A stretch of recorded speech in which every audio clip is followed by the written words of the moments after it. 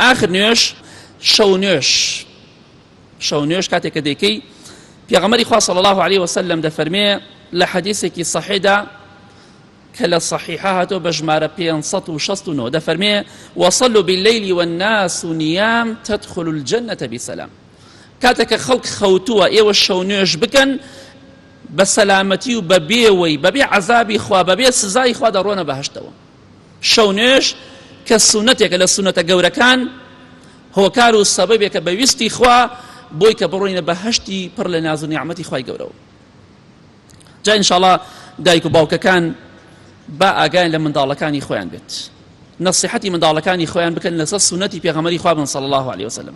با ئاگایان لێ بێ منداڵەکەت هەتا پارشیەوە تا بەیانی خەریکی فەیسبووکە ئەی نابێ بڵێ ڕۆڵە گیان تۆ خەریکی چیت، بەس بڕۆ لای فەیسبووکەی بزانە فەیسبووکی داناخات، بزانە ئێڵە تۆ تەماشای بکەی. بۆیە با لە خوا بترسین، نەسیحەتی ماڵ و منداڵمان بکەین، ئەوەندە خەمسار نەبین بەرامبەر بە منداڵەکانی خۆمان، بەرامبەر بە کەسوکاری خۆمان.